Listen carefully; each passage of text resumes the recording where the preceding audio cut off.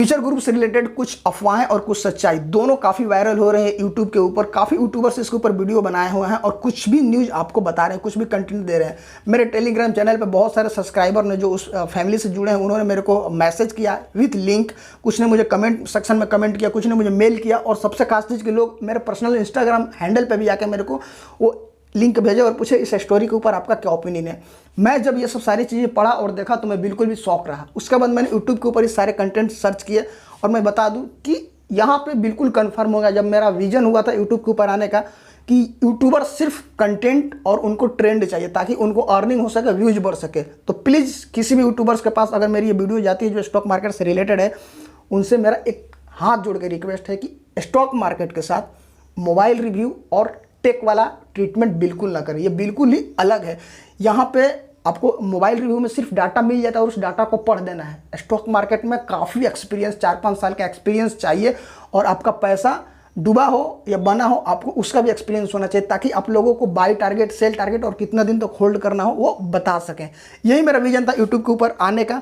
Because मुझे सिर्फ 1200 subscriber चाहिए थे ताकि मेरा कम्युनिटी टैब है वो ओपन हो जाए, आपसे मैं लाइव मार्केट के अंदर जुड़ सकूं और आपको प्रॉफिट पे प्रॉफिट दिला सकूं। इससे ज़्यादा कुछ नहीं। उसके बाद अगर आपको लगता है कि बंदा जेन्युइन है, चीज़ें सही बताता है, टेक्निकल एनालिसिस इसकी 100% अगर वर्क करती है, देन आप मेरे चैनल को सब्सक्राइब करिए।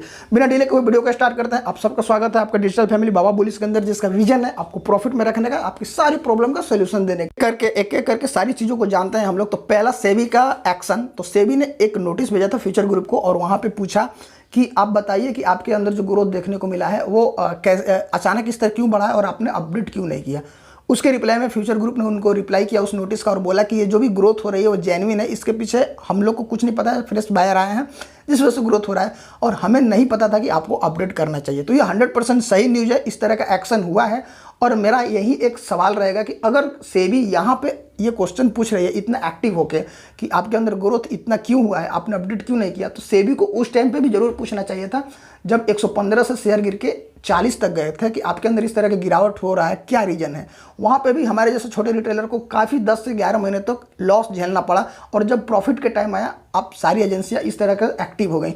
तो आपको अगर पूछना था तो दोनों टाइम जरूर पूछते। ये तो अनफेयर हुआ, छोटे रिटेलर्स के साथ बिल्कुल ही अनफेयर हुआ। तो ये 100% सही न्यूज़ है। और दूसरा न्यूज़ है कि रिलायंस बाई कर रहा है फ्यूचर कूपन को, तो ये बिल्कुल अफवाह है।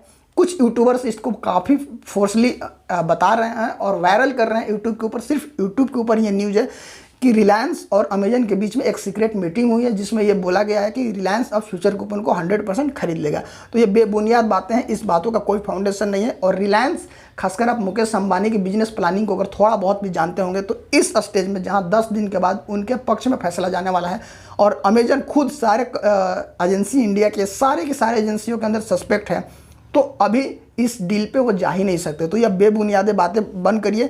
इसके पहले भी 2 थ्योरी आपने दिया था कि आउट ऑफ कोर्ट सेटलमेंट, मैंने उस पर भी क्लैरिफिकेशन दिया था अपना, आप वीडियो जाके देख सकते हैं।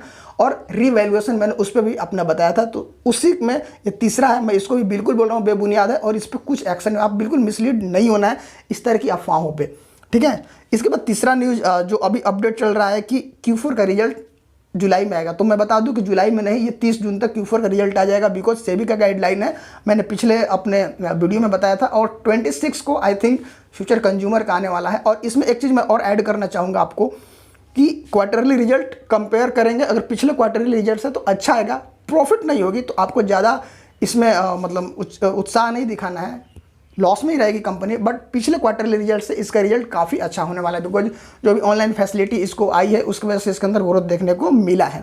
ये 4 अपडेट है। इसके बाद एक और अपडेट है कि ऑफिशियल अपडेट अभी तक न्यूज़ नहीं आई है कि 21 जून के बाद डेट को कंफर्म किया गया है कि नहीं। तो हम लोग 21 जून को ही मान के चलेंगे कि रिलायंस के शेयर होल्डर्स की मीटिंग होनी है। अगर नहीं होती है तो फिर देखेंगे कि ऑफिशियल स्टेटमेंट क्या आता है। But still 21 is the final date. इसके बाद सियाक से रिलेटेड एक न्यूज़ है। मेरा अगर आप ओपिनियन पूछेंगे, जिस तरह से वायरल न्यूज़ चल रही है उसके ऊपर मैं बता रहा हूँ कि सियाक ये मामला को जानबूझ के डिले क्यों कर रहा है।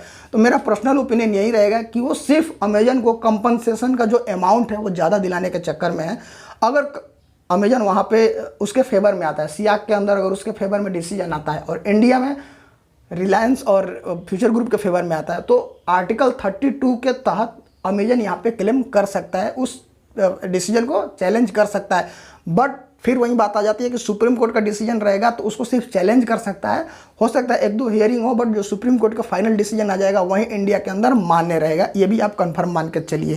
तो ये सारी अपडेट है। यहाँ पे प्राइस से रिलेटेड मैं एक अपडेट आपको दे दूँ कि टेक्निकल चीज़ है कि 60 जिस लेवल पे अभी फ्यूचर ग्रुप का शेयर है, आप फ्रेश बाय कर लीजिए, ये मैं आपको सलाह दूंगा। यहाँ पे जिस लेवल पे है फ्यूचर रिटेल 56 to 60 लेवल पे, यहाँ से नीचे नहीं जाने वाला है, यहाँ से इसके ग्रोथ आना ही है और मंडे को हो सकता है कि आपको ग्रोथ देखने को मिलेगा भी। सो आपको क्या कहना ये सब सारी अपडेट के ऊपर। और एक चीज़ मैं तो कहना भूल ही गया कि एक यूट्यूबर है, सिर्फ एक यूट्यूबर है, वो ये बता रहे हैं कि अडानी की तरह इसके में फ्रॉड हो रहा है, यानी फ्यूचर ग्रुप के अंदर फ्रॉड हो रहा है। तो मैं आपको नोटिस मेंशन कर दूं, ये चीज़ को नोटिस दे दूं आपको कि अडानी के अंदर जो फ्रॉड हुआ है, जो स्कैम हुआ है, वो इस वजह से हुआ है कि 43,500 करोड़ का जो इन्वेस्टर ने इन्वेस्ट किया है इसके अंदर, उस इन्वेस्टर का नाम नहीं है, उनका कोई फिजिकल एड्रेस नहीं है, उनका कोई वेबसाइट नहीं है। इस वजह से उनके ऊपर एक्शन लिया गया है और अडानी ग्रुप के अंदर ये गिरावट आई है।